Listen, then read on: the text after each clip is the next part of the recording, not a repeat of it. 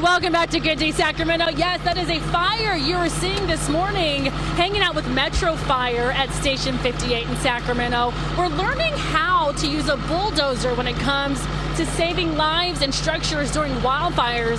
It's wildfire season, so we thought, why not learn exactly how these firefighters create some of these fire breaks. So again, starting a very controlled fire right now. I'm on the bulldozer with Kyle. Kyle, we're going to break this down. Tell me what it takes for you guys to, again, make those breaks with the bulldozer when it comes to fighting these fires. So again, we're going to come through and we're going to basically cut bare mineral soil next to the fire, eliminating some of that material that can burn.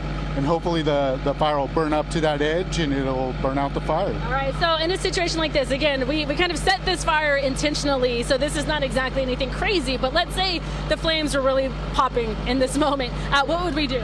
So either we can take a direct attack, but we're going to still maintain that same idea of just taking away some of that burning material or some of the vegetation that hasn't burned.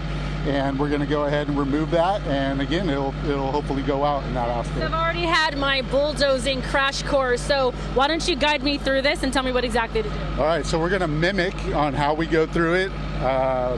You're going to cover the brake like I had told you. We dropped our blade, and I'm going to slowly increase our throttle. We'll put it into drive in our first gear, so we're good to go. Okay. Now let your brake off, and we're going to go. Okay, and then in terms of the actual, we have the blade down, but when does the blade come on? So when we're done cutting, or we have to constantly adjust the blade height. So depending on the contour of the land, we don't want to leave big holes in the ground. We're trying to do minimal disturbing of the soil. Got it. Awesome, awesome. And then it comes up, and then would you reverse it in this moment? Yeah. So go ahead and put your brake on. We'll go in reverse, and we'll go slowly back. Slowly back. Slowly back. And maybe we need to take a new pass at it to cut some different material. The fire's grown, or we just need to change our course of action.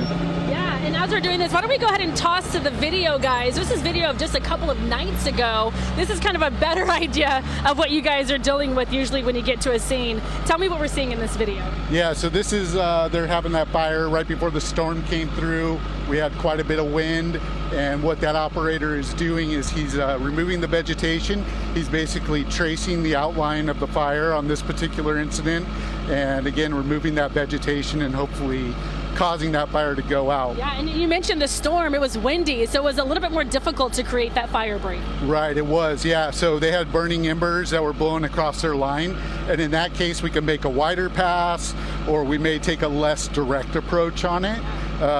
But yeah, that is always a constant consideration. Right, there it is, guys, learning how to save lives and structures when it comes to wildfires. It's wildfire season. So when you see the bulldozers at fires, that is exactly why, creating those fire breaks. Obviously, it's all about safety and saving lives. Thank you so much, Kyle, for that tutorial. You're welcome. All right, shout out to Metro Fire for always breaking it down in the simplest of terms. The fire's out, so we obviously did our job, guys. We are safe at Station 58. We'll go ahead and toss it back over to you. Breaking it down in the simplest of terms, but their job, definitely not simple. That's for sure. Imagine the irony had we not put out the fire at the fire station. Would be crazy.